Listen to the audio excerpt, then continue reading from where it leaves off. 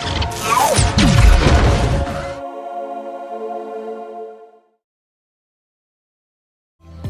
Hello praise the Lord Bible in Telugu audio ఛానల్కి స్వాగతం.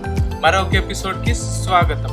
అదేవిధంగా దేవుడు మాట్లాడుతున్న ప్రతి మాట మన జీవితానికి ఎంతో ఉపయోగకరంగా ఉంటున్నది. సో ఈ యొక్క వీడియోని చివరిదాకా చూసి ఆశీర్వింపబడాలని నా కోరిక. సో చివరిదాకా చూడండి.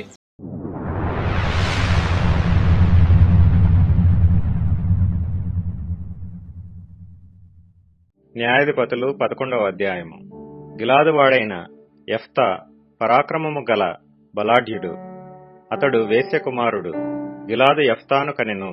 గిలాదు భార్య అతనికి కుమారులను కనగా వారు పెద్దవారై యెఫ్తాతో, నీవు అన్యస్త్రీకి పుట్టిన వాడవు గనుక మన తండ్రి ఇంట నీకు స్వాస్థ్యము లేదనిరి. యెఫ్తా తన సహోదరుల యొద్ద నుండి పారిపోయి టోబు దేశమున నివసింపగా అల్లరి జనము యెఫ్తా యొద్దకు వచ్చి అతనితో కూడా సంచరించుచుండెను. కొంతకాలమైన తరువాత అమోనీయులు ఇశ్రాయేలీలతో యుద్ధము చేయగా అమోనీయులు ఇశ్రాయేలీలతో యుద్ధము చేసినందున గిలాదు పెద్దలు టోబు దేశము నుండి యెఫ్తాను రప్పించుటకు పోయి, నీవు వచ్చి మాకు అధిపతివై యుండుము, అప్పుడు మనము అమోనీయులతో యుద్ధము చేయుదుమని యెఫ్తాతో చెప్పిరి. అందుకు యెఫ్తా, మీరు నాయందు పగబట్టి నా తండ్రి ఇంట నుండి నన్ను తొలివేసిరే, ఇప్పుడు మీకు కలిగిన శ్రమలో మీరు నా యొద్దకు రానేలా అని గిలాదు పెద్దలతో చెప్పెను. అప్పుడు గిలాదు పెద్దలు, అందుచేతనే మేము నీ యొద్దకు మళ్లీ వచ్చితిమి. నీవు మాతో కూడా వచ్చి అమోనీయులతో యుద్ధము చేసిన ఎడల గిలాదు నివాసులమైన మా అందరి మీద నీవు అధికారి వగుదువని యెఫ్తాతో అనిరి.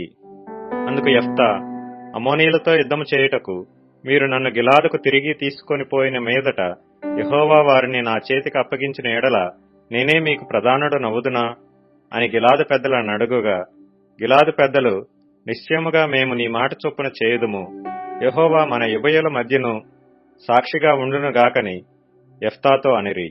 కాబట్టి యెఫ్తా గిలాదు పెద్దలతో కూడా పోయినప్పుడు జనులు తమకు ప్రధానునిగాను అధిపతినిగాను అతన్ని నియమించుకొనిరి.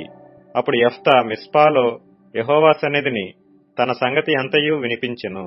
యెఫ్తా అమోనీయుల రాజునొద్దకు దూతలను పంపి, నాకును నీకును మధ్య ఏమి జరిగినందున నీవు నా దేశం మీదికి యుద్ధమునకు వచ్చి ఉన్నావని అడగగా, అమోనీయుల రాజు, ఇశ్రాయేలీలు ఐగుప్తులో నుండి వచ్చినప్పుడు వారు అర్నోను మొదలుకొని యబ్బోకు వరకును యోర్దాను వరకును నా దేశము ఆక్రమించుకొనినందుననే నేను వచ్చి ఉన్నాను. కాబట్టి మనము సమాధానముగా నుండునట్లు ఆ దేశములను మరలా మాకప్పగించుమని యెఫ్తా పంపిన దూతలతో సమాచారము చెప్పెను. అప్పుడు యెఫ్తా మరలా అమ్మోనీయుల రాజునొద్దకు దూతలను పంపి ఇట్లనెను, యెఫ్తా సెలవిచ్చినదేమనగా, ఇశ్రాయేలీలు మోయాబు దేశమునైనను అమ్మోనీయుల దేశమునైనను ఆక్రమించుకొనలేదు. ఇశ్రాయేలీలు ఐగుప్తులో నుండి వచ్చుచుండగా వారు ఎర్ర సముద్రం వరకు అరణ్యములో నడిచి కాదేషునకు వచ్చిరి. అప్పుడు ఇశ్రాయేలీలు ఎదోము రాజునొద్దకు దూతలను పంపి, నీ దేశము గుండా పోవుటకు దయచేసి నాకు సెలవిమ్మని అడుగగా ఎదోము రాజు ఒప్పుకొనలేదు. వారు మోయాబు రాజునొద్దకు అట్టి వర్తమానమే పంపిరి గాని అతడును నేను సెలవీయనని చెప్పెను. అప్పుడు ఇశ్రాయేలీలు కాదేశులో నివసించిరి. తరువాత వారు అరణ్య ప్రయాణము చేయుచు ఎదోమీయుల యొక్కయు మోయాబీయుల యొక్కయు దేశముల చుట్టూ తిరిగి మోయాబునకు తూర్పు దిక్కున కనాను దేశమందు ప్రవేశించి అర్నోను అద్దరిని దిగిరి. వారు మోయాబు సరిహద్దు లోపలికి పోలేదు. అర్నోను మోయాబునకు సరిహద్దు కదా.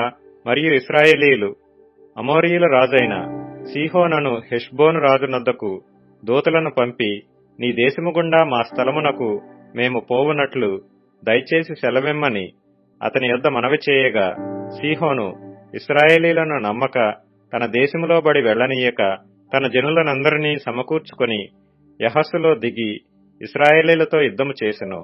అప్పుడు ఇశ్రాయేలీల దేవుడైన యెహోవా ఆ సీహోనును అతని సమస్త జనమును ఇశ్రాయేలీల చేతికి అప్పగింపగా వారు ఆ జనమును హతము చేసిన తరువాత ఆ దేశ నివాసులైన అమోరీయుల దేశమంతయు స్వాధీనపరుచుకుని అర్నోను నది మొదలుకొని యబ్బోకు వరకును అరణ్యము మొదలుకొని యోర్దాను వరకును అమోరీయుల ప్రాంతములన్నిటినీ స్వాధీనపరుచుకొనిరి.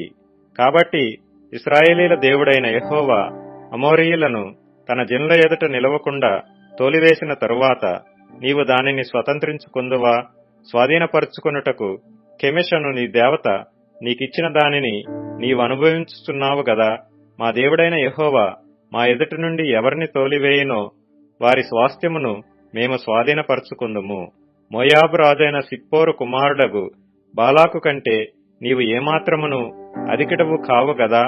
అతడు ఇశ్రాయేలీలతో ఎప్పుడైనను కలహించినా, ఎప్పుడైనను వారితో యుద్ధము చేసినా, ఇశ్రాయేలీలు హెష్బోనులోను దాని ఊరులలోను, అరోయేరులోను దాని ఊరులలోను, అర్నోను తీరముల పట్టణములన్నిటిలోనూ 300 సంవత్సరముల నుండి నివసించుచుండగా ఆ కాలమున నీవేళ వాటిని పట్టుకొనలేదు.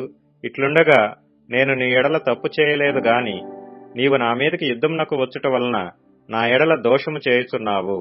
న్యాయాధిపతి అయిన యెహోవా నేడు ఇశ్రాయేలీలకును అమ్మోనీయులకును న్యాయము తీర్చునుగాక.